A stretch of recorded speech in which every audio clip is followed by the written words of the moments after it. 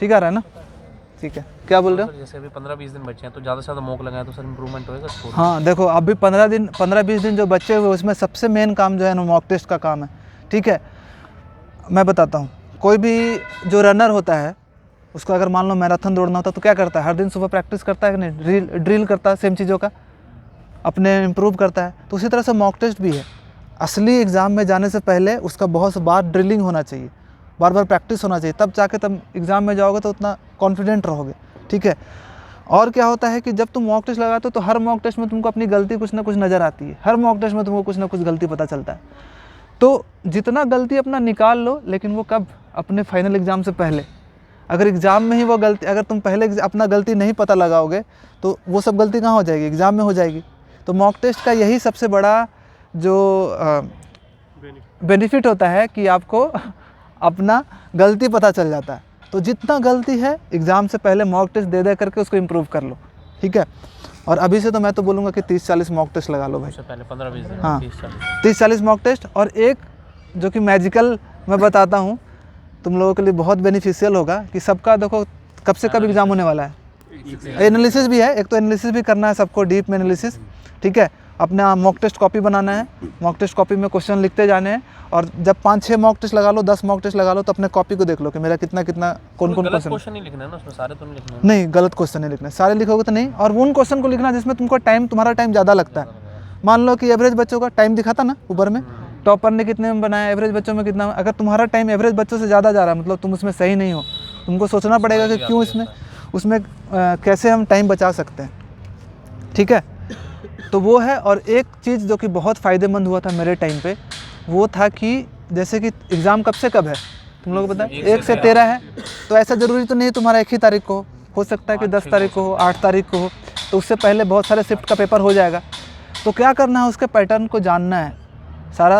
अभी तो बैन किया हुआ एसएससी ने कि एनालिसिस नहीं करवाना है ऐसे, लेकिन फिर भी तुमको वेबसाइट पे मेमोरी बेस्ड क्वेश्चन मिल जाएंगे। ठीक है, तो तुम्हारा काम होना चाहिए एक अलग से तुरंत कॉपी ले आओ एग्ज़ाम का। ठीक है, मैथ्स के जितने भी क्वेश्चन तुम ढूंढ सकते हो कहीं से भी, नेट पे रिसर्च करके, यूट्यूब पे रिसर्च करके कुछ ना कुछ क्वेश्चन मिल जाएंगे। लिख लेना है कि शिफ्ट 1 में ये क्वेश्चन आए थे, रीजनिंग में ये क्वेश्चन आए थे, इंग्लिश में ये क्वेश्चन आए थे, जीके में ये क्वेश्चन आए थे।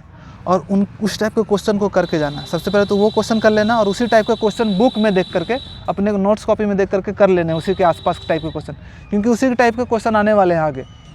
तो जब ये करोगे ना तो तुमको पता क्या चलेगा कि इसी टाइप के क्वेश्चन मेरे शिफ्ट में भी आए। सेम सर वही होंगे, वही होते हैं, 90% वही होते हैं। तो ये बहुत फ़ायदा करता है।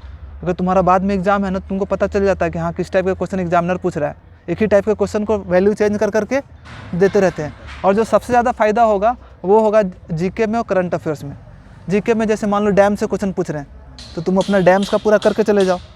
डांस फॉर्म्स का पूछ रहा है तो डांस फॉर्म चले जाओ कि अरे डांस फॉर्म से क्वेश्चन आ रहा है। ऑस्कर से पूछा तो मतलब ऑस्कर से तुम्हारा भी कोई क्वेश्चन आ सकता, तो सारे पढ़ के चले जाओ। भर के क्वेश्चन आए हैं भाई इसमें। आर्ट एंड कल्चर से ज़्यादा पूछ रहे हैं। आर्ट एंड कल्चर से, डांस फेस्टिवल से बहुत क्वेश्चन आ रहे हैं। तो ये वाला तुम लोग ज़रूर करना और इस पर मेहनत करना। ठीक है, ये नहीं कि खाली क्वेश्चन देख लिए, एक कॉपी बनाना, सारे क्वेश्चन को लिख लेना, मैथ्स के सारे, इंग्लिश के सारे, जीके के सारे और रीजनिंग के।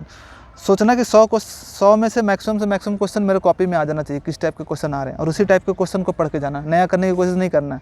ठीक है, और देखना बहुत ज़्यादा टाइम लग जा रहा है, तो ऑलमोस्ट 4 घंटे से लेकर मॉक के एनालिसिस में लग जा रहे हैं। 4 घंटे लग जा रहे हैं ना, कोई बात नहीं। अभी मैंने इंटरव्यू लिया था एक कृष्ण कुमार कन्हैया से, 4 घंटे मेरे लग जाते थे, लेकिन वो छोड़ा नहीं ना एनालिसिस करना। बहुत सारे बच्चे सोचेंगे कि कोई ज़रूरत नहीं है, नहीं करते हैं, लेकिन वो करता गया। बाद में तुम्हारा टाइम घट जाएगा, जब तुम्हारे क्वेश्चन ज़्यादा बनने लगेंगे और कम गलती होगी तो फिर तुम्हारा एनालिसिस टाइम 4 घंटे से 3 घंटे में आ जाएगा, फिर 3 घंटे से 2 घंटे में आ जाएगा, फिर ऐसा टाइम भी आ जाएगा कि आधे घंटे में तुम 45 मिनट 1 घंटे में कर लोगे।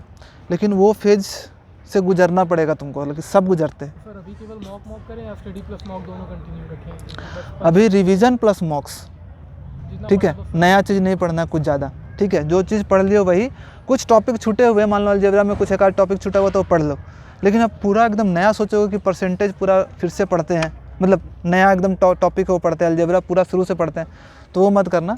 ठीक है, हल्का फुल्का फार्मूला वगैरह देख लेना, बाकी जो पढ़ लिए उसी को रिवीजन करो। ठीक है, ये अभी जैसे दिल्ली पुलिस के जो पेपर हुए हैं हाल ही में, तो उनके क्वेश्चन करना थोड़ा जरूरी है। दिल्ली पुलिस के सीपीओ का, हेड कांस्टेबल का भी। हाँ एक बार देख लेना, देखो क्योंकि वही सब एग्जामिनर उसका भी सेट किया होगा, तो क्वेश्चन करके चले जाना, देख लेना कि किस टाइप का क्वेश्चन आ रहा है, ठीक है। यूट्यूब पे जैसे कई लोगों ने वीडियो बना रखी है, जैसे अगर 10-15 शिफ्ट हैं हम्म। तो उसमें से सारे हार्ड क्वेश्चन इकट्ठे करके ना उसकी 2 घंटे की वीडियो बना रखी है, तो उसको करना फिर तो सारे हार्ड हो जाते हैं एकदम से, तो सही रहेगा। देखो एक बार क्वेश्चन ज़रूर देख लेना, लेकिन ठीक है वो करके चले जाना। टाइम मिलता है तो मान लो जितना 50 क्वेश्चन है तो 20 क्वेश्चन भी कम से कम टच कर लो, 15 क्वेश्चन भी कर लो। दिल्ली पुलिस क्या है वो, हेड कांस्टेबल है, हेड कांस्टेबल है, नहीं कर लेना, क्योंकि सेम ही TCS वाले ही बता रहे हैं ना, बना रहे हैं क्वेश्चंस। सर रीजनिंग का लेवल बढ़ता जा रहा है, स्कोर कम हो रहा है, क्या करें? बड़े हार्ड पैटर्न आ रहे हैं। देखो रीजनिंग का बढ़ रहा है ना, जो लोग थोड़ा सा बैंकिंग का रीजनिंग थोड़ा प्रिपेयर कर किया होगा ना, उसके लिए सही होगा। तो मेरा क्या था कि जब हम स्टार्ट किए थे प्रिपरेशन स्टार्टिंग में, तो बैंकिंग के लिए नहीं किए थे। जहाँ पे मैंने कोचिंग किया था ऐसे ही 3-4 महीने के लिए मैंने रांची में ही कोचिंग लिया था 2-3 महीने के लिए, तो उसने मिक्स कोचिंग बनाया था वो, कि इसके लिए सबका पढ़ाई हो जाएगा। तो उस टाइम पे उसने रीजनिंग ना बैंकिंग लेवल का पढ़ा दिया था, ठीक है। रीजनिंग ही मैंने सबसे अच्छे से पढ़ा था, बाकी सब्जेक्ट उसका बहुत बेकार था। तो वहाँ से मुझे हेल्प हो गया था, मैंने मतलब पजल्स हो गए हैं, जो राउंड टेबल होता है, ये सब सीटिंग अरेंजमेंट वगैरह होता है, वो सब अच्छे से करवा दिया था, ठीक है। तो तुम लोग ना रीजनिंग का थोड़ा क्वेश्चन को टच कर लेना, क्योंकि कोडिंग और सर ये नंबर सीरीज के क्वेश्चन बड़े अच्छे आ रहे हैं। हाँ तो मेनली सर मिसिंग नंबर वाले देखो उसमें मैंने क्या दिमाग लगाया था, उसमें मेरे भी क्वेश्चन गलत होते थे। तो देखो उसमें क्या होता है ना कि उसमें होता है कि तुमको कितने टाइप के क्वेश्चंस याद है, ठीक है, पैटर्न जो अलग अलग होते हैं ना। हाँ कितने टाइप अलग अलग टाइप के तुमको याद है, ठीक है। तो वो तुम करके जाओगे ना तो उतना ज़्यादा फ़ायदेमंद होगा। जैसे मान लो तुमने पजल्स का क्वेश्चन है, पजल तुम 20 तरीके से जानते हो बनाना, इस टाइप से बन सकता है, इस टाइप से बन सकता है, इस टाइप से बन सकता है, तो 20 टाइप से ही तुम अपना दिमाग लगा सकते हो एग्ज़ाम में। लेकिन तुमने 100 तरह के पजल्स को सॉल्व किए हैं और तुम्हारे दिमाग में कुछ ना कुछ हल्का फुल्का है, हाँ, तो तुम 100 तरह का दिमाग तुम्हारा एग्जाम के टाइम पे लगेगा नहीं तेज़ी से, अरे ये तरीका भी हो सकता है, ये सकता है, और कोई ना कोई स्ट्राइक कर सकता है, उसमें से कोई स्ट्राइक कर सकता है। तो इसलिए पजल्स में यही है, हेलो भाई, पजल्स में यही है कि जितने टाइप के क्वेश्चन है ना कर सकते हो। एक्स्ट्रा क्वेश्चन गूगल से डाउनलोड करो और उसको कर लो, ठीक है। पजल्स हो गया, नंबर सीरीज जो होता है वो वाले क्वेश्चन सनी सर ने भी करवा रखा है 3-4 कितने करवा सके ना, हाँ 4-5 वीडियो बना रखी है, 4 वीडियो मैट्रिक्स वाले हार्ड पैटर्न वाले अलग किसने करवाया, आभास सर ने। उसके भी और एक साल पुराने पैटर्न डाल। हाँ तो सही है, उसी से करके जाओ। अब नहीं होता है तो फिर वहाँ पे समझो कि मैक्सिमम लोगों को नहीं आ रहा है, तुमसे नहीं बन रहा है ना, तुमने बहुत अच्छे से तैयारी करके गए हो, तुमसे नहीं हो पा रहा, मतलब वो बहुत लोगों से नहीं हो पा रहा, तो उसमें डरने की कोई बात नहीं, स्किप करके नेक्स्ट में चले जाओ। यही टॉपिक में और थोड़ा सा बात करना चाहता हूँ कि आर्ट ऑफ स्किपिंग भी तुम लोगों को आना चाहिए। किसी भी क्वेश्चन को ईगो में नहीं लेना है कि यार इसमें इतना टाइम लगा दिया 45 सेकंड, अब तो बनाना ही है इसको, किसी भी हालत में इसको छोड़ नहीं सकते, बन जाएगा।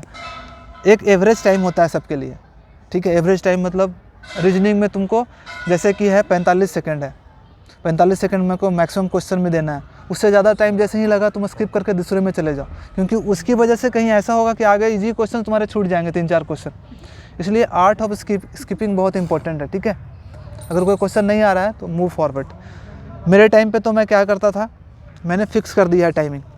मेरा सीक्वेंस जो था, मैं सीक्वेंस बता देता हूँ। पहले रीजनिंग था मेरा, फिर इंग्लिश था, फिर मैथ्स था और लास्ट में जीके था, ठीक है। वो सीक्वेंस में हमेशा सॉल्व करता था। मैंने फिक्स कर रखा था, मेरा जो रीजनिंग का टाइम है वो 16 से 17 मिनट है, ठीक है। उसके बाद 10 मिनट था मेरा इंग्लिश के लिए, और पहला 30 मिनट में मुझे दोनों कंप्लीट करना है, मैथ्स और रीजनिंग, इंग्लिश और इंग्लिश रीजनिंग, ठीक है।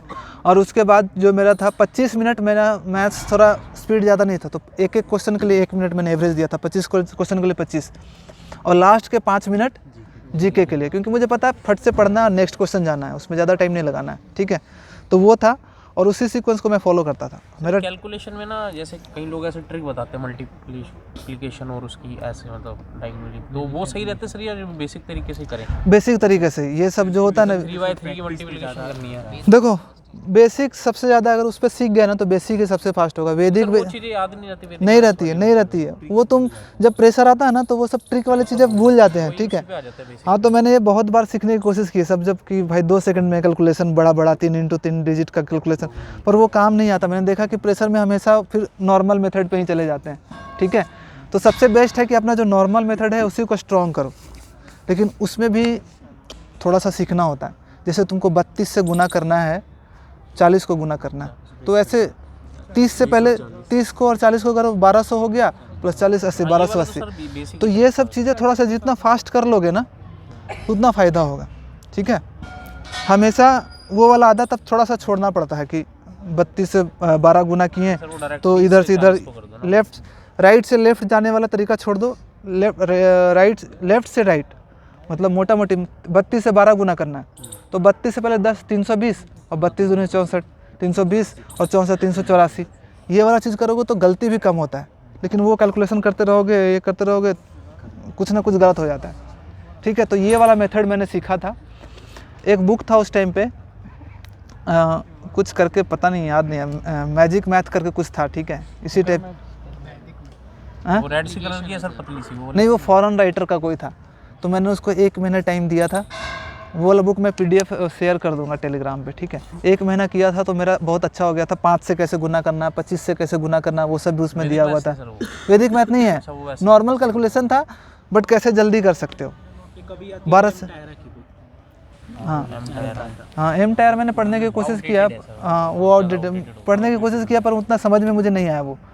ठीक है, मैं एक PDF शेयर कर दूंगा, तुम लोग उसको एक बार देख लेना। ठीक है, करंट के लिए क्या करना चाहिए? करंट के लिए अभी सर मंथली मतलब देखना बेनिफिशियल है या फिर मंथली ज़्यादा बेनिफिट। सर अभी से करंट करके जाओगी तो कुछ पता नहीं चलता क्या पूछ जाए। करंट का पूछ रहे हो ना, तो करंट का तो मेरे लिए मैं तो सबसे ज़्यादा अच्छा बोलूँगा कि PDF अगर मिल जाता है ना मंथली वाइज में भी, या फिर पूरा लास्ट 6 मंथ में क्या क्या इंपॉर्टेंट चीज़ें हैं। ठीक है, स्पीडी सर बहुत है, सफिशिएंट है स्पीडी। स्पीडी में होता है, मैंने अब तो देखा भी नहीं बुक, उसमें बहुत सारा। ठीक है सारे, हाँ सर मंथली भी है, टॉपिक वाइज दे रखे हैं पहले, फिर मंथली। तो सही है। देखो कोई भी एक बुक पकड़ लो, हमारा जो इम्प्रूवमेंट का रीज़न जो होता है ना कि हम एक बुक पे विश्वास नहीं करते, इसलिए ये पढ़े थोड़ा सा, उसके बाद नया कोई मैगजीन मिल गया तो उसको पढ़ने लगते हैं, तो उससे ज़्यादा फ़ायदा नहीं है। एक देख लो कि इसमें देखो कि सारी इंपॉर्टेंट चीज़ें हैं क्या, अगर हैं, सारा अवार्ड जो है, सारा स्पोर्ट्स एक्टिविटी जो भी हुआ है, अवार्ड्स मिले हैं, ये सब अगर सब चीज़ है तो उसी बुक को पढ़ो, वहीं से 2-3 बार पढ़ लो, वही फ़ायदेमंद होगा। बस पढ़ो, रीडिंग डालते रहो, क्योंकि वहाँ पे तो ऑप्शन आता ही है, क्लिक कर जाता है। जब एक बार 2-3 बार कोई चीज़ों को पढ़े रहोगे ना तो ऑप्शन से तुम्हारा क्लिक हो जाता है। ठीक है, तो मैं तो यही बोलूँगा कि कोई या तो PDF डाउनलोड कर लो कहीं से, अच्छा मिल रहा है तो। अड्डा 24/7 उन लोग बैंकिंग का बनाते रहता है, बैंकिंग वाला भी काम चल जाता है इसमें, क्योंकि बैंकिंग और इसका लगभग सेम ही है करंट अफेयर। गौरव गर्ग का भी बहुत लोग बोलते हैं, और गौरव गर्ग का भी पढ़ सकते हो। ठीक है, क्यों मैथ्स के लिए तो पढ़ना पड़ेगा ना बढ़िया से।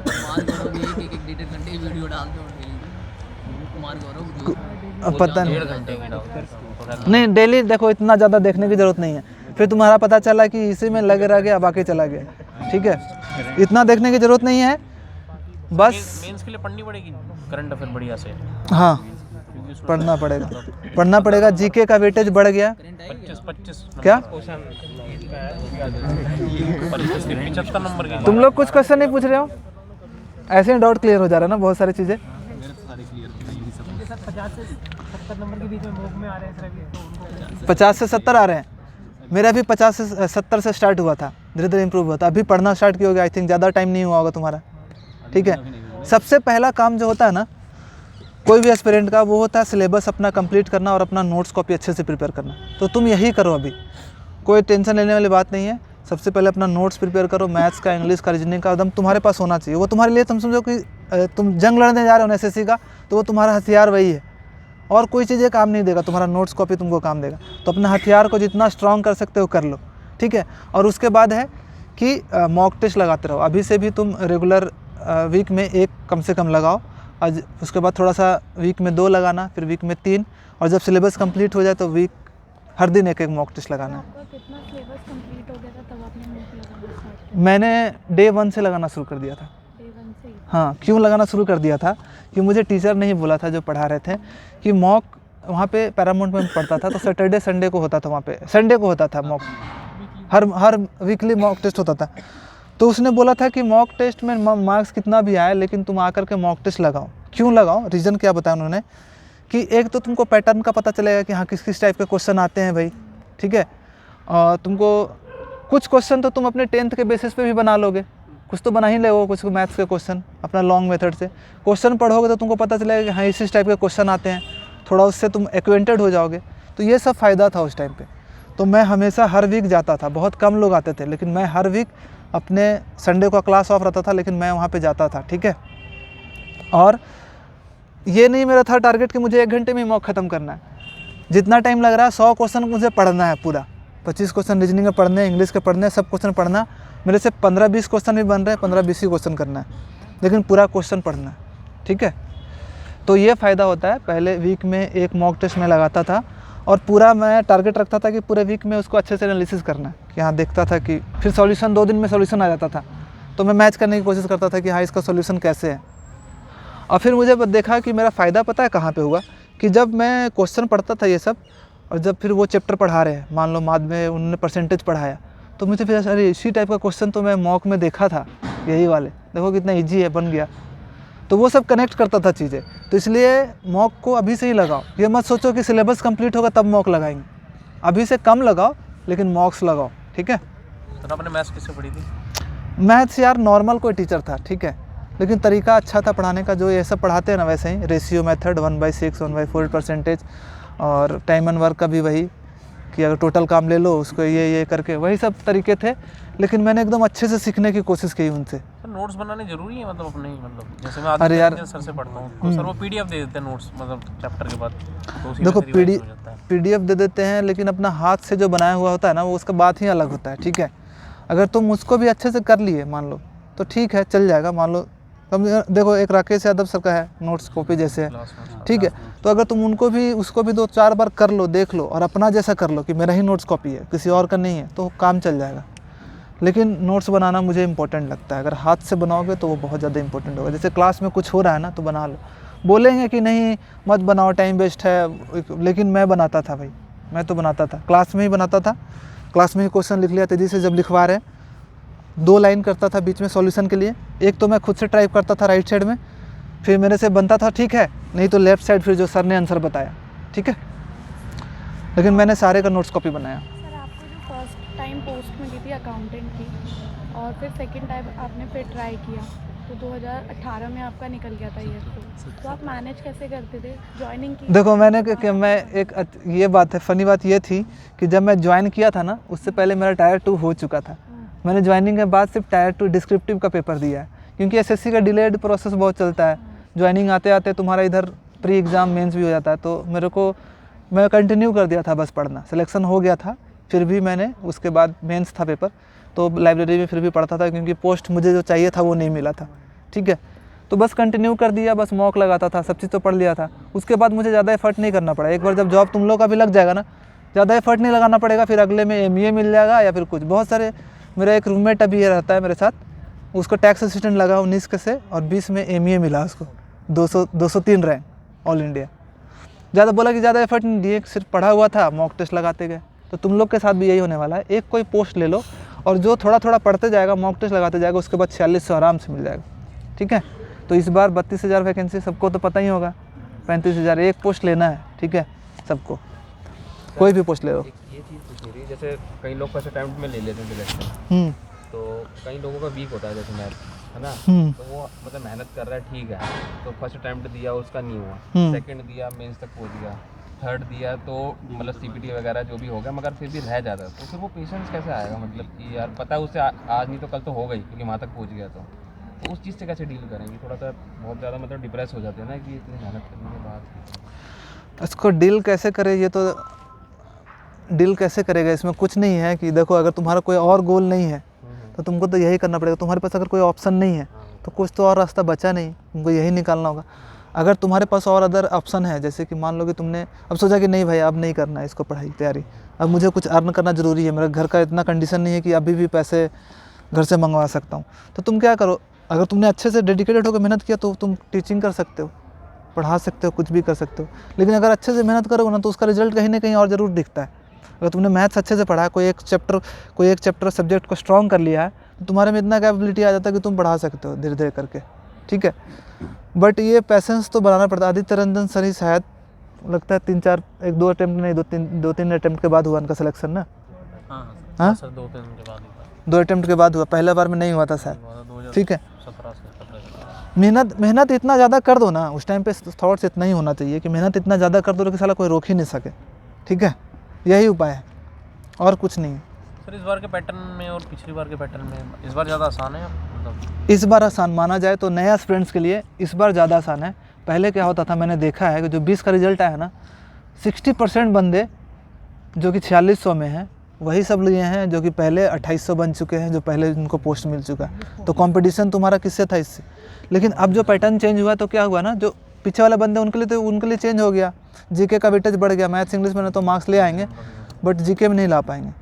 तो अब ना सब एक लेवल पे आ गए हैं, सबके लिए उतना ही मेहनत करना पड़ेगा। तो मैं बोलूँगा कि अभी ज़्यादा अच्छा है। अब क्या करना, बस कंटिन्यू वही पढ़ते रहना, जो प्री में पढ़ रहे हो उसी को बस कंटिन्यू थोड़ा सा लेवल अप करके मेंस में पढ़ देना है। कोई तो चेंज नहीं हुआ, 4 सब्जेक्ट अभी भी, 4 सब्जेक्ट बाद में भी। तो तुम लोग के लिए अभी जो सबसे अच्छा अपॉर्चुनिटी है, मतलब अभी हैं। हाँ, मार्च में हो जाएगा, 3 महीने का गैप मिलेगा। कब तक कर देंगे? शायद जून जुलाई तक? जून जुलाई तक तो नहीं देंगे, अगस्त सितंबर तक, मतलब चल इस टाइम थोड़ा सा प्रोसेस तेज चल रहा है। 23 के लास्ट तक हो जाएगी शायद, 2021 का आने लग जाएगा ना सब कुछ, तब सोचना कि इसका मतलब शुरू हो जाएगा। नहीं सुना है जल्दी हो जाएगा क्योंकि इलेक्शन से पहले 2024। मेरा क्वेश्चन है कॉन्फिडेंस के लिए सर, जैसे प्रीवियस ईयर क्वेश्चन वो देते हैं मॉक टेस्ट, तो उसको बन जाता है सारे डिपार्टमेंट्स में 140 का एसएससी बहुत जल्दी अभी काम फिलहाल, कर रहा है। और न्यू मॉक देते हैं किसी भी वेबसाइट पे या टेक्स्ट बुक का, तो उसका 110 से 120 तक ही आता है, फिर कॉन्फिडेंस एकदम से डाउन हो जाता है। अच्छा, इनका क्वेश्चन है कि कॉन्फिडेंस हो कि प्रीवियस ईयर पेपर देते हैं तब तो 140-100 तक आ जाता है, लेकिन नया पेपर में 120 तक में चला जाता है। तो उसमें क्या करें? देखो, इसलिए होता है ना क्योंकि प्रीवियस ईयर में बहुत सारे क्वेश्चन तुम पहले से बना लिए होते हो, तो तुमको पता होता है कि ये कैसे बनेगा। बहुत सारे क्वेश्चन तो तुम देख कर कि पता होता है, आंसर पता होता है कुछ क्वेश्चंस का। तो इसमें जब कॉन्फिडेंस जो लो होता है तो ये होता है कि नए क्वेश्चन कुछ मिल रहे हैं, तुमको टेस्ट किया जा रहा है नया चीज़ें। तो इसमें बस वही करना होता है कि जो भी नए क्वेश्चन मिले ना उसको तुमको करके पुराना बनाना होता है। ठीक है, तुम जो भी क्वेश्चन आए नया मिला, देखो कि क्यों मेरा मार्क्स घटा है, तो तुमको पता चल जाए कि हाँ ये सब क्वेश्चन जो मैथ्स में है ना एकदम नए हैं मेरे लिए, नए टाइप में आए, तो उनको तुम नोट डाउन कर लो। ठीक है, उनको नोट डाउन कर लो और फिर उस पर 1-2 बार रिवाइज कर दोगे तो काम हो जाएगा। कॉन्फिडेंस डाउन होता है तो देखो कोई और रास्ता है नहीं। ठीक है, कॉन्फिडेंस डाउन हो रहा है मतलब तुमको आप करना ही पड़ेगा अपने आप को, और कोई रास्ता तो नहीं है कि कॉन्फिडेंस डाउन तो छोड़ दो पढ़ाई के लिए, ऐसा तो नहीं कर सकते, तुमको मेहनत करना ही पड़ेगा। हमेशा जब भी देखो अपना टारगेट देखो और अपना मार्क्स देखो। 150 टारगेट रखे होगे या फिर 160 रखे होगे, डिफरेंस 120 आ रहा तो 40 देखो कि ये 40 के डिफरेंस को कैसे फिल कर सकते हैं। मैं तो हमेशा सोचता था कि जो मेरा जो डिफरेंस आ रहा है, गैप आ रहा है, वो किसके कारण आ रहा है। तो मैं देखता था कि रीजनिंग में अगर मैं 7 नंबर 8 नंबर बढ़ा लेता, 4 क्वेश्चन ये सही कर लेता तो यहाँ पे हो सकते थे। इसके लिए मुझे कहाँ पे काम करना होगा, ये 3-4 चैप्टर में रीजनिंग में काम करना होगा। मैथ्स में देखता था अरे मैथ्स से मेरा अलजेब्रा में छूट जा रहे हैं, ट्रिग्नोमेट्री में छूट जा रहे हैं, तो मैं उन पे काम करता था। जीके में देखता था कि जीके में मेरा ये वाला सेक्शन वीक है, इसमें अगर मैं 10 नंबर 3-4 क्वेश्चन और सही कर देता तो इतना मार्क्स हो जाता था, टोटल मेरा इतना आ जाता। बहुत सारे सिली मिस्टेक्स भी हो जाते हैं, कैलकुलेशन एरर हो जाता है, क्वेश्चन अच्छे से नहीं पढ़े, कुछ और पूछ रहा था कुछ और दे दिया, रेडियस पूछ रहा है डायमीटर तुमने आंसर निकाल के दे दिया, अभी डायमीटर पूछ रहा है रेडियस तुमने निकाल के दे दिया अच्छे से नहीं। तो ये सब होता है, तो वो सब चीज़ों को ध्यान में रखना होता है। ठीक है, कि एक बार मान लो तुमने क्वेश्चन पढ़ने में गलती कर दी है तो दोबारा ये गलती नहीं करना है, दोबारा फिर से वही रिपीट करते रहो गलती, तो मतलब तुमने कुछ इम्प्रूवमेंट नहीं किया उससे।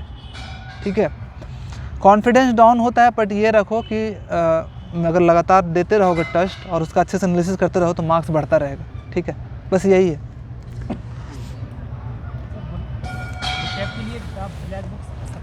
हाँ, वो कैप्स के लिए ब्लैक बुक इज़ सफिशिएंट, अगर उतना पढ़ लेते हो अच्छे से याद कर लेते हो तो काम चल जाएगा। बट उसके साथ भी ये नहीं है कि खाली वो कैप्स पढ़ रहे हो तो ब्लैक बुक से ही देख रहे हैं। मान लो तुमने मॉक टेस्ट लगाया भाई, वो कैप्स का क्वेश्चन कुछ नहीं बना तो तुम उसको छोड़ तो नहीं सकते हो, उसको एक नोट कॉपी अपने पास रखो, वहाँ पे लिख लो।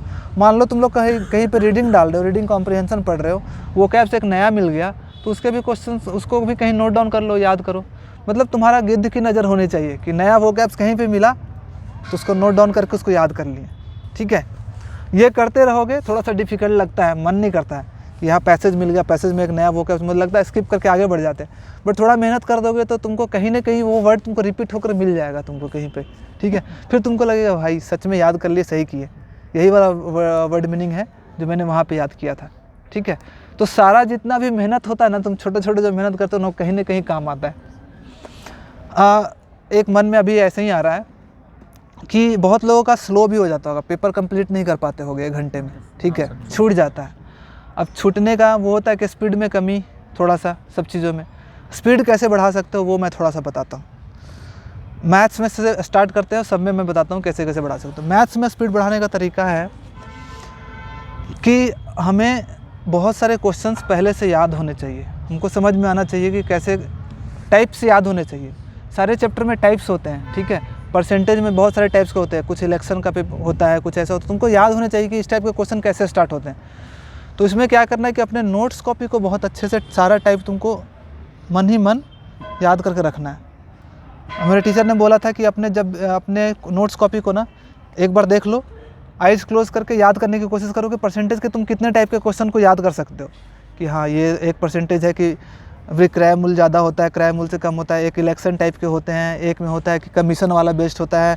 याद करने की कोशिश करो कि कितने टाइप के क्वेश्चन तुम याद कर सकते हो। फिर उसके बाद पेपर देखो कि कितने तुमने सही मतलब याद कर लिए। मान लो 30 टाइप के क्वेश्चन तुम्हारे में है, 15 टाइप के तुमने कर लिए, 15 टाइप का कौन सा बचा। तो इस टाइप के जब तुम्हारे पास टाइप याद होते हैं ना, तो जैसे ही क्वेश्चन वो टेस्ट में देखोगे तुमको स्ट्राइक कर जाएगा, अच्छा ये वाला टाइप का क्वेश्चन है, इसका शुरुआत ऐसे होगा, ठीक है, उसमें टाइम बच जाएगा। तो एक तो काम ये करना है। दूसरा काम क्या करना है कि अपना क्वेश्चन पढ़ने का तरीका थोड़ा सा इम्प्रूव करना है। बहुत सारे बच्चे जो अभी स्टार्ट किए होंगे उनका क्या होगा कि एक बार में क्वेश्चन पढ़ रहे हो तो समझ में नहीं आ रहा, फिर से दोबारा जा रहे हैं, अच्छा इसमें क्या पूछा, 2 बार 3 बार पढ़ने में समझ में आ रहा है। तो वो वाला हैबिट को ख़त्म करना है कि मुझे जो भी पढ़ना है एक बार में पढ़ करके ही समझ जाना है।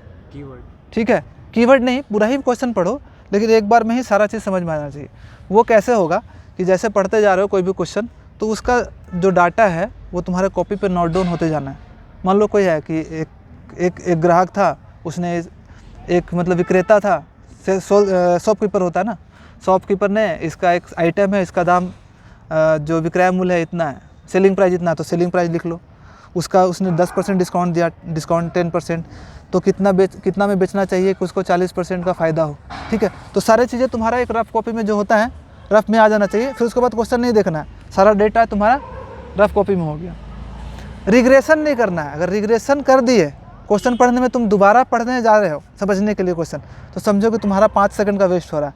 और हर क्वेश्चन में 5-5 सेकंड, मतलब 100 क्वेश्चन अगर मान लो है, 100 क्वेश्चन में मान लो 50 क्वेश्चन भी है तो 250 सेकंड हो जाता है। 250 36 18 14 24 बहुत सारे 5-6 मिनट, 5-6 मिनट में कितने क्वेश्चन कर सकते हो? 4-5 क्वेश्चन आराम, पूरा जीके निकल जाएगा। तो इसलिए 4-5 सेकंड बचाने का कोशिश करो हर क्वेश्चन में, ये है। और भी कैसे स्पीड बढ़ा सकते हो? बढ़ाने का तरीका है कि कुछ स्टेप हम लोगों को जब बनाते हैं ना, स्किप करने का होता है, माइंड में ही कैलकुलेशन करने का होता है। ये नहीं कि पूरा एकदम लिख रहे हैं अच्छे से। कोई स्टेप्स है मन में ही कैलकुलेट करके नेक्स्ट वाला स्टेप लिख दो, तो उससे 1-2 सेकंड बचेगा। तो मैथ्स में ऐसे कर सकते हो। रीजनिंग में क्या होता है कि रीजनिंग में तो तुम लोग को क्वेश्चन पढ़ना ही नहीं है, डायरेक्ट देख लिए, तुमको पता चलेगा कि ये नंबर सीरीज़ का क्वेश्चन है, डायरेक्ट बाद में देखना है। ठीक है, ये पजल का क्वेश्चन है, इसमें कोडिंग डिकोडिंग क्वेश्चन, वो तो पता चल जाता है, रीजनिंग में तो पता चल जाता है। ये सिटिंग अरेंजमेंट का क्वेश्चन है, तो क्वेश्चन पढ़ना ही नहीं है। उसमें भी ऊपर में लिखा होता है कि इसमें ये है, इसमें पजल्स को सॉल्व करें, तो वो सब पढ़ना नहीं है। डायरेक्ट पजल का क्वेश्चन देख लिए, समझ में आया पजल का है, और डायरेक्ट सॉल्व करना शुरू करो। बहुत सारे लोग क्या करते हैं, कंप्यूटर पे ही ऐसे जोड़ने लगते हैं, कितना डिफरेंस है ये है, तो वो करोगे ना तो तुम्हारा टाइम ज़्यादा लग जाएगा।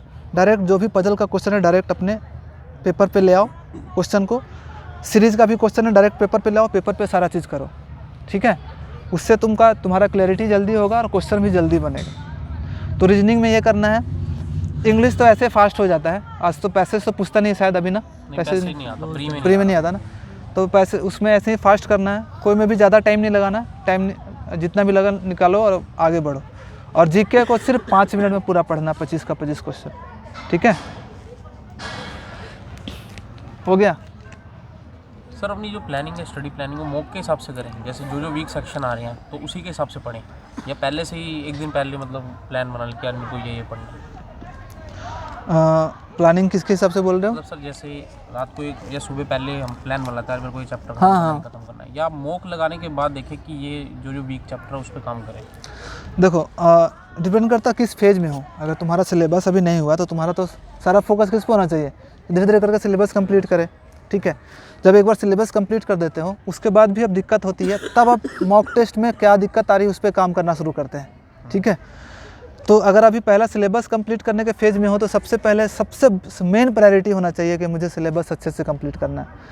फिर उसके बाद क्या करना है, मॉक टेस्ट लगाते हो तो सिलेबस जो चीज़ें कंप्लीट कर ली उसमें भी कोई वीक चैप्टर होता है उस पर टारगेट करना है। मॉक में देखना है कि फीडबैक लेना मॉक से, अपने मॉक से कि कौन कौन से चैप्टर पे वीक हूँ, कौन कौन सा टॉपिक वीक है, उस पर फिर काम करना है, ठीक है।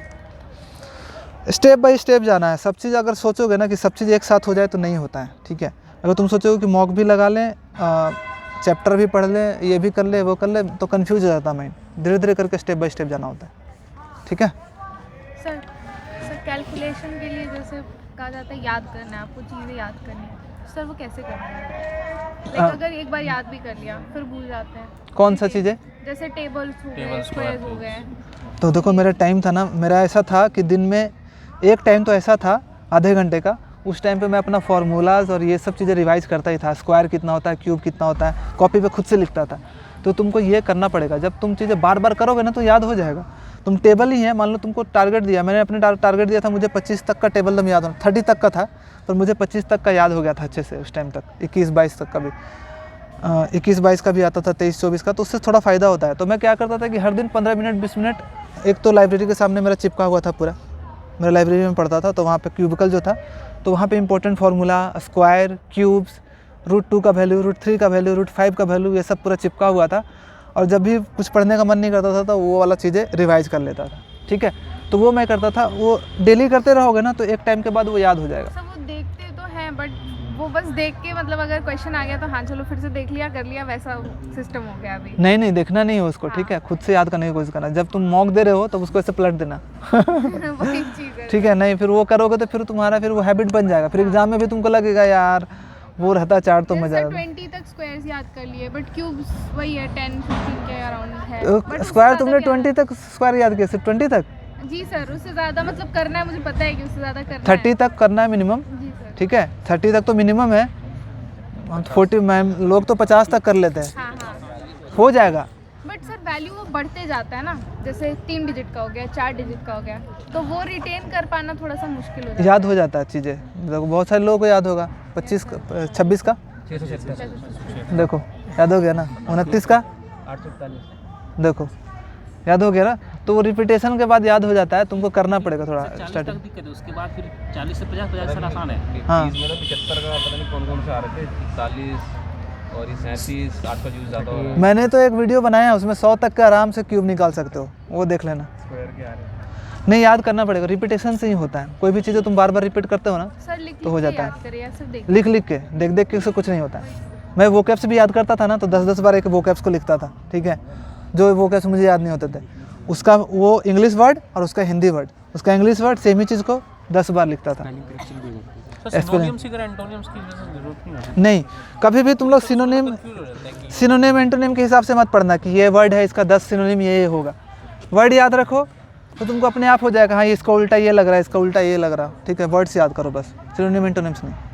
सर एक चीज़ पूछनी थी, जैसे प्री के मॉक में आप मैथ्स के लिए कितना टाइम बचाते थे? एंड में ही करते होगे ना मैथ्स तो? हाँ 25 मिनट। हाँ, और अगर जैसे रीजनिंग कभी हैवी आ जाए तो फिर वो उसी को मेंटेन करते थे या फिर कुछ कटौती? हाँ मैं अपने टाइम को मेंटेन करता था। मैंने जो फिक्स कर लिया टाइमिंग, स्टार्टिंग में ही फिक्स कर लिया था ना एक बार कि मुझे पहले 18 से 20 मिनट देना है किसको, रीजनिंग को, 10 मिनट इंग्लिश। तो 18-20 मिनट में मेरा ख़त्म हो जाना चाहिए, मैक्सिमम 20 जा सकते हैं। उससे बाद अगर कोई क्वेश्चन बचा तो छोड़ के इंग्लिश में, फिर 10 मिनट का स्लॉट जैसे ही मेरा ख़त्म हुआ मूव ऑन मैथ्स में। उसमें जितने भी क्वेश्चन हाँ कितना हो मेरा घट रहा है फिर भी, क्योंकि मुझे पता है कि अगर मान लो यहाँ पे कर लिया बाद में क्वेश्चन इजी आ गए मैथ्स के हाँ, तो छूट जाएगा ना। छूट जाता है। सर कई बार ऐसा होता है शुरू के 12 क्वेश्चन बहुत टफ होते हैं और लास्ट के इजी। हाँ तो वही तो, और उसमें तुमको ना पूरा बोलते हैं ना प्रेशर दे देगा, डैमेज कर देगा पूरा। उसी टाइम पे तुम अंडर कॉन्फिडेंट हो जाओगे, लगेगा नहीं होगा। बट इसीलिए तो बोलते हैं आर्ट ऑफ स्किपिंग भी आना चाहिए। जब क्वेश्चन नहीं बन रहे हैं तो ये मन में रहना चाहिए कि हो सकता है कि आगे क्वेश्चन ईजी हो। 4-5 क्वेश्चन लगातार हार्ड हो लेकिन उसके बाद इजी आ जाएंगे, तो वो आना चाहिए तुम लोगों को। टाइम मैं तुम्हारे लिए तो यही है कि टाइम फिक्स करके रखो अपना, ठीक है। 20 मिनट अपने हिसाब से डिसाइड कर लो। किसी का मैथ स्ट्रांग होता है तो वो 20 मिनट में भी कर लेता है पेपर, रीजनिंग में ज़्यादा टाइम देना पड़ता है। तो एक बार फिक्स कर लो कि मेरा हमको रीजनिंग में कितना देना है, इंग्लिश में कितना देना है, और जैसे ही उसका टाइम ख़त्म हो गया दूसरे सेक्शन में चले जाओ, जैसे ही दूसरा सेक्शन का टाइम हो जाए तीसरे सेक्शन में चले जाओ, उतना में जितना क्वेश्चन बन रहा है उतना करो, ठीक है। समझ गए मेरी बात, समझ गया? क्योंकि उससे फिर तुम्ही को दिक्कत हो रहा है ना, इधर नहीं कर रहा उधर का क्वेश्चन छूट जाएगा। ये सेम चीज़ जीएस के साथ कैसे टैकल करेंगे? क्या जीएस के साथ कैसे टैकल करेंगे? कौन सा चीज़? जीएस स्क्वायर्स वगैरह को मतलब रिवाइज कर सकते हैं। अच्छा देखो, जीएस में तुम भूलोगे ही, सारा फैक्ट्स याद नहीं कर सकते, लेकिन जीएस में एक चीज़ ये अच्छी चीज़ है कि कोई क्वेश्चन को अगर तुम कोई चीज़ को 3-4 बार देख लेते हो ना, और जब ऑप्शन मिलता है तुमको, जीएस का कोई क्वेश्चन मान लो पता है, ऑप्शन 4 ऑप्शन मिलते हैं तो अरे हाँ ये वाला होगा, ठीक है। तो जीएस में क्या करना होता है कि एक चीज़ को 3-4 बार बस पढ़ लेना होता है, उसको याद नहीं रखना होता है। तुम जीएस पढ़ोगे तो हमेशा लगेगा कि भूल गए कि तुम्हारा मुगल का काल कौन सा था, लेकिन जब तुमको ऑप्शन मिलेंगे तो तुमको थोड़ा सा कनेक्ट हो जाता है कि मुगल का कौन सा, ये वाला जो राजा था मुगल के टाइम पे वो किस टाइम पे था, ठीक है। तो जीएस में क्या करना होता है ना कि बस वही एक ही क्वेश्चंस को, जो चीज़ें हैं प्रीवियस 3-4 बार पढ़ लो, फिर वहाँ पे कनेक्ट हो जाती है चीज़ें। जैसे करंट अफेयर भी पढ़ रहे हो ना, 4-5 बार पढ़ लिए बस, फिर वहाँ पे जब 4 ऑप्शन मिलेगा ना तो तुमको कनेक्ट कर जाता है, ठीक है, हो जाता है। याद तो नहीं होगी कभी भी, तुम चाहोगे कि पूरा ऑस्कर का याद कर ले कि कौन कौन सा जीता है, कौन कौन जीता है, कौन कौन एक्ट्रेस, कौन कौन एक्टर, तो नहीं आएगा, लेकिन पढ़ के रखोगे तो तुमको वहाँ पे कनेक्ट हो जाएगा, ठीक है।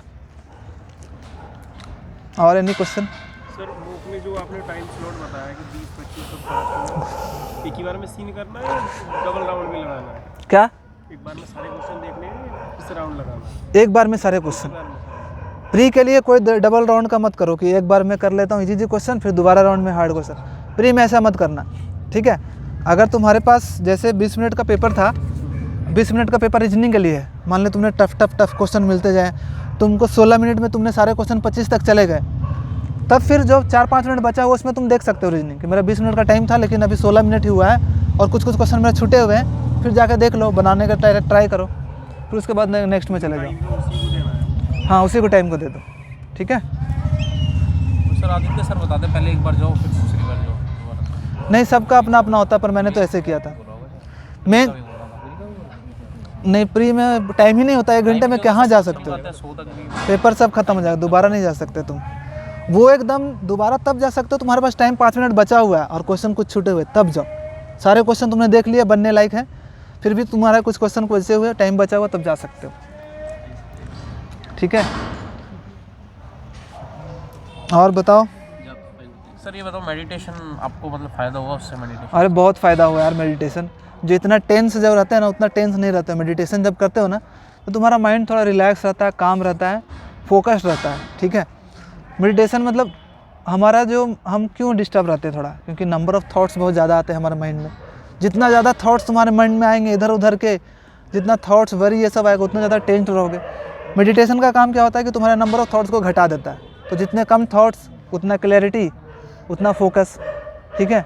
तो सबसे बेस्ट चीज़ है, अगर तुम लोग करना चाहते हो अभी, अगर 2022 में अच्छा करना चाहते हो तो 10-15 मिनट का मेडिटेशन तुम लोग स्टार्ट करो। रोज़ करना पड़ेगा 10-15 मिनट, 2 टाइम? रोज़ सुबह एक टाइम पे बस 15 मिनट रहेगा। हाँ 15 मिनट, लेकिन ट्राई करना उस टाइम पे जब बैठे हो ना तुमको लगेगा कि उठ जाए, मन नहीं करेगा, ठीक है, नहीं हो पाता, तुमको लगता है कि बहुत ईजी चीज़ है, लेकिन खुद तुम 15 मिनट भी नहीं आइज़ क्लोज करके बैठ सकते हो, ठीक है।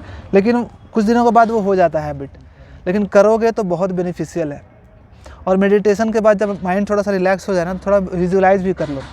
विजुलाइजेशन मैंने बताया कि अपने आप को इमेजिन करो कि तुम्हारा पेपर अच्छा जा रहा है, तुम्हारा सिलेक्शन हो गया है, तुम्हारे मम्मी पापा कितने खुश हैं, तुम कितने खुश हो, ये थोड़ा सा विजुलाइज कर लो ना, तो साथ में मोटिवेशन भी आ गया तुमको अपना गोल भी पता चल गया कि मुझे क्या करना है, फिर दिन भर थोड़ा सा एनर्जेटिक रहोगे, ठीक है। तो मेडिटेशन बहुत हेल्प करेगा अगर तुम लोग करोगे तो। पर्टिकुलर है आपके पास मतलब लिंक पे जिसका? हाँ, मेरा एक वीडियो है मेडिटेशन फॉर SSC एस्पिरेंट्स, शायद आपने हाँ नहीं करवा रखा। वो वीडियो देख लोगे, सिर्फ वो वीडियो भी देख लेते हो, रात को सोते समय भी कर लेते हो, तो काम हो जाएगा तुम लोगों का। आधे घंटे 20 मिनट का वीडियो है, हो जाएगा। मैंने विजुअलाइजेशन भी उसमें करवा दिया है।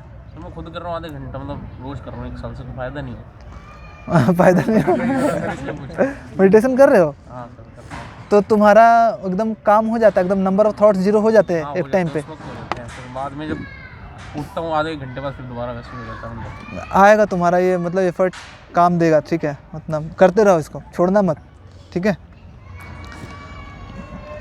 जॉब के साथ प्रिपरेशन पूरा बन नहीं पा रही है। जॉब के साथ प्रिपरेशन, अच्छा जॉब करते हो? और एक तो 4600 ग्रेड पे चाहिए, तो इस वजह से बहुत बार डिमोटिवेट हो जाता हूँ कि अरे यार क्या चल रहा है। तो कुछ दिन तो सही चलता है, बीच बीच में ब्रेक हो जाता है। देखो जॉब के साथ तो प्रिपरेशन तो मुश्किल है ही, जॉब के साथ करना, क्योंकि ऐसे ही जॉब में तुम थोड़ा सा थक जाओगे फिर करना। एक तक टीचिंग डिपार्टमेंट की है तो उसमें इतना वर्कलोड नहीं रहता, लेकिन जो वो फैक्टर रहता है ना कि कई बार पढ़ते पढ़ते जब मॉक लगा रहे हैं नहीं बन रहे हैं तो पहले डिमोटिवेशन, अरे छोड़ो, और थोड़ा इन्वायरमेंट भी वहाँ का ऐसा नहीं होता है कि आप नहीं देखो, अगर तुमको सच में मोटिवेशन रहेगा नहीं मुझे 46 हो जाना, ये जो जॉब है मुझे इसको, नहीं तो तुमको करना नहीं है। हाँ देखो, अगर किसी को दिक्कत हो रही है, टाइम अगर जाना है तो जा सकते हो आराम से, कोई दिक्कत नहीं, ठीक है। किसी को लेट हो रहा होगा तो कोचिंग वोचिंग भी तो होगा किसी का, ठीक है। तुमको जाना है क्या? 12 बजे से ही क्लास कर रहे थे सर। हाँ ठीक है, क्योंकि बहुत सारे लोगों को भूख भूख लगी है, जिसको जाना है जा सकता है। फ़ोटो वोटो लेना है, लो ये लड़के का रिवॉर्ड है, लेकिन ज़्यादा किसी को बताना मत ये सब, ठीक है।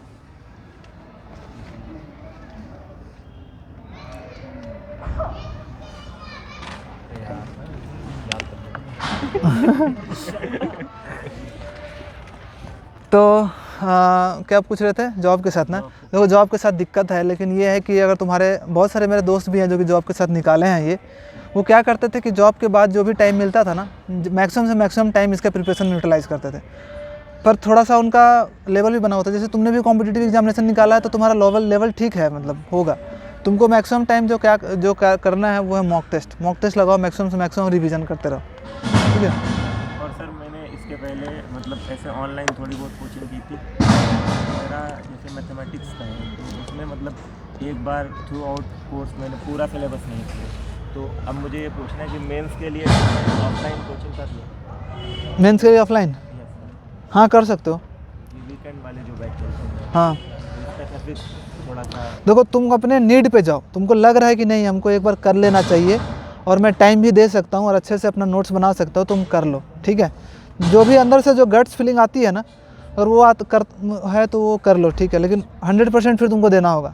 एक बार कोचिंग चले गए तो इस नहीं कि फिर से टाइम पास बस कर रहे हो, चले गए अच्छे से नहीं कर रहे हो।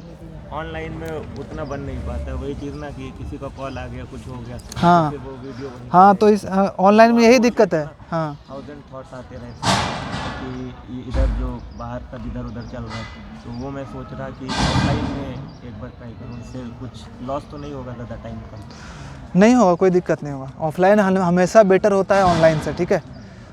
जिसका पास नहीं है सुविधा ऑफलाइन का, उसको ऑनलाइन जाना चाहिए। बट अगर तुम्हारे पास है कि तुम ऑफलाइन क्लासेस अच्छे टीचर से कर सकते हो तो ऑफलाइन करो, टाइम से पहले जाओ, आगे बैठो, अच्छे से पढ़ो, बस हुआ। जाओगे रिग्रेट नहीं करोगे, कोई दिक्कत नहीं है।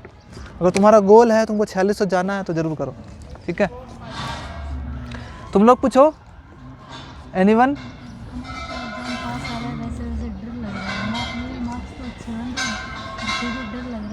तो देखो जब तक पेपर नहीं हो जाता ना तो सबको डर लगता है, एक एक पर्सन को लग रहा होगा, कोई नहीं होगा इसमें जिसको डर नहीं लग रहा होगा, लग रहा होगा कि एग्ज़ाम में पढ़ देंगे, सबको डर लगता है। लेकिन ये है कि अपने आप को हमेशा थोड़ा मोटिवेट करना पड़ता है कि नहीं हो जाएगा, मेहनत करूँगी तो क्यों नहीं होगा, और मॉक टेस्ट लगाऊँगी, ठीक है। और थोड़ा मेडिटेशन ये सब में हेल्प करता है, डर लगता है तो। सर मेरे 99 से ज़्यादा मार्क्स आए नहीं। 99? नर्व बढ़ ही नहीं रहा है, कंटिन्यू नहीं आ रहे। 98 99 बस। तुम ट्रैक रख रहे हो हर मॉक टेस्ट का? तुम ट्रैक रखते हो? देखो कोई भी चीज़ इंप्रूव करता है ना, जब उसका तुम ट्रैक रिकॉर्ड रखते हो ना कि इस टेस्ट में मेरा कितना मार्क्स आया, इसमें मेरी क्या क्या गलती हुई होगी, फिर दूसरा मॉक टेस्ट लगाओ, इसमें मेरा कितना मार्क्स आया, इसमें क्या क्या गलती हुई। अगर तुम हर मॉक टेस्ट के बाद थोड़ा सा ट्रैक रिकॉर्ड रखोगे ना, डायरी में लिखोगे ना, तो देखना तुम्हारा मार्क्स ज़रूर इंप्रूव होगा। प्लस साथ में टारगेट भी कि मेरा टारगेट कितना है, ठीक है, वो लिखो। और हर मॉक टेस्ट के बाद अपना फीडबैक दो कि मेरा तुम्हारा मार्क्स क्यों घटा, तुम में कहाँ पे काम करना चाहिए, तो धीरे धीरे करके वो इम्प्रूव हो जाएगा, ठीक है। 18 दिन है जैसे, और कोई चैप्टर से समझ आ रहा है हाँ इसमें मिस्टेक हो रही है, तो फिर उसको स्टार्टिंग से पढ़े? नहीं, स्टार्टिंग से देखो, स्टार्टिंग से नहीं तो तेज़ी से पढ़ना होता है। एक बार तो पढ़ चुके हो, 1-2 बार, तो उसको रिवीजन जैसा करना है, सिर्फ रिवीजन करना है। जो भी चैप्टर जैसे वीक है ना, जैसे कि अलजेब्रा है, अलजेब्रा जैसे मान लो उसका क्वेश्चन नहीं बन रहे, तो जल्दी से उसका सबसे पहले तो क्या काम होगा, फॉर्मूला याद कर लेना सारे, और उसके बाद कुछ ट्रिक्स याद कर लेना कि कैसे वैल्यू पुट करके आंसर बना सकते हैं, मतलब उस पर 150-200 क्वेश्चन कर लेना है एक्स्ट्रा, बस ये करना है। कोई भी देखो, मैंने ये ऑब्जर्व किया अपने प्रिपरेशन के टाइम पे कि कोई भी टॉपिक जो वीक होता था ना, उस पर अगर हम टाइम देते थे ना कुछ दिन, 7 दिन 4 दिन 5 दिन लगातार उस पर, तो वो स्ट्रॉन्ग तो हो जाता था, पहले से बेटर हो जाता था। तो वही करना होता है कि तुमको अपने आप को देखना पड़ेगा कि हम कितना इसमें टाइम दे सकते हैं। हर दिन 2-2 घंटे टाइम दे दो। मान लो तुम्हारा कोई पर्टिकुलर चैप्टर वीक है तो 3-4 दिन पढ़ लो उसको, उसके पहले से सबसे पहले अपना नोट्स कॉपी कर लो, उसके फिर एक्स्ट्रा कुछ क्वेश्चंस कर लो, बस। ठीक है, नहीं करना होता है। और मॉक टेस्ट का यही है कि मॉक टेस्ट रेगुलर लगाते रहो, अच्छे से एनालिसिस करते रहो, तुम्हारा इंप्रूव होता जाएगा। ठीक है, मार्क्स इंप्रूव करेगा। अभी तुम्हारा कितना मॉक टेस्ट तुमने लगाए होंगे टोटल? लगभग एवरेज 4-5 दिए हैं मॉक टेस्ट और 90 से ज़्यादा नहीं बढ़ रहे हैं। मेरा 110 मार्क्स, 110 से 120, कम से कम 30-40 मॉक टेस्ट मैंने लगाए, वहीं पर रुका हुआ था। फिर उसके बाद अचानक से इम्प्रूव किया, क्योंकि सारा का रिजल्ट एक बार कांस्टेंट, हाँ 30 उसी में कांस्टेंट हो जाता है, क्योंकि वो तुम्हारा अब लेवल वो बन गया है। वो फिर पुश होता है थोड़ा दिन के बाद, जब याद करो जितना भी मैंने एक डाटा तुम लोगों के लिए मैं डाटा देता हूँ, ठीक है, फिर मिलेंगे। ठीक है, एक तुम लोग को डाटा दे देता हूँ, ये एकदम याद रखना, और इसी के जैसा काम होगा कि जितने भी मॉक टेस्ट देते हो ना, उसका आधा मार्क्स तुमसे बढ़ता। मान लो 10 मॉक टेस्ट दिए तो तुम्हारा 5 मार्क्स का इम्प्रूवमेंट होगा। ठीक है, अगर तुमको 10 मार्क्स का इम्प्रूवमेंट करना है अपने, तो 20 मॉक टेस्ट लगाने पड़ेगा। 30 नंबर बढ़ाना है तो कितने मॉक टेस्ट लगाने हैं? 60 मॉक टेस्ट। तो अपना देख लो अभी तुम लोग कौन से लेवल पे हो एवरेज, और कितना मॉक टेस्ट लगाना है और कितना मार्क्स इम्प्रूव करना है। ठीक है, 10 में सर तो तुम्हें 10 के बाद 5 हाँ 10 मॉक टेस्ट में आधा, मतलब जितने मॉक टेस्ट लगा रहे हो उससे आधा मार्क्स बढ़ेगा। 20 मॉक टेस्ट लगा दोगे तो 10 मार्क्स तुम्हारा बढ़ेगा। लेकिन सिर्फ मॉक टेस्ट नहीं लगाना, एनालिसिस भी अच्छे से 3-3, 4-4 घंटे वाला 145 से 150 आ रहा है। ऑलिव बोर्ड का देते हैं उसमें 120 पे आ जाता है। आते हैं, लेकिन वो टफ पेपर होता है, सबके कम आते हैं उसमें। मेरे खुद 124 आए। ऑलिव बोर्ड का मैं 3-4 बार ही लगाया था, उससे डिमोटिवेशन होने लगा था, मैंने छोड़ दिया। फिर सिर्फ टेक्स्ट बुक का लगाता था मैं। 2 मिनट में रिलैक्स कर लूँ क्या? बहुत बोल रहा हूँ। कर लो सर, खड़े हो जाइए। सही तो खड़े हो गए सर, मुंह लीजिएगा। तुम लोग सब स्मार्ट दिख रहे हो यार। 4 घंटे से मेरा मुंह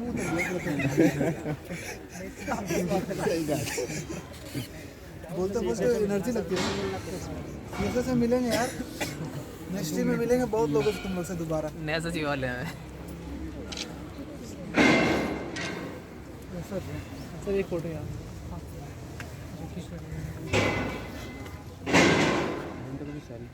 ग्रुप में जो लोग हो गए शेयर कर।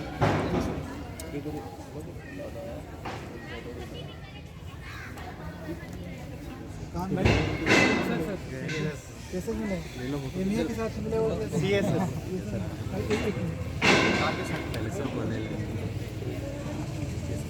होना चाहिए सेट यार। अप्रैल में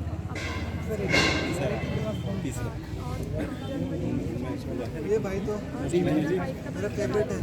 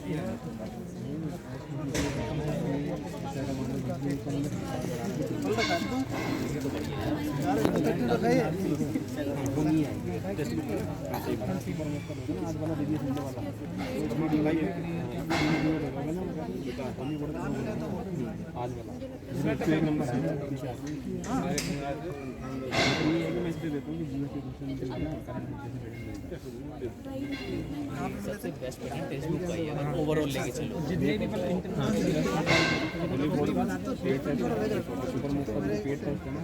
लगा के सारे जाओ भाई। मेन एनालिसिस और परसेंटाइल 2 चीजें ज़्यादा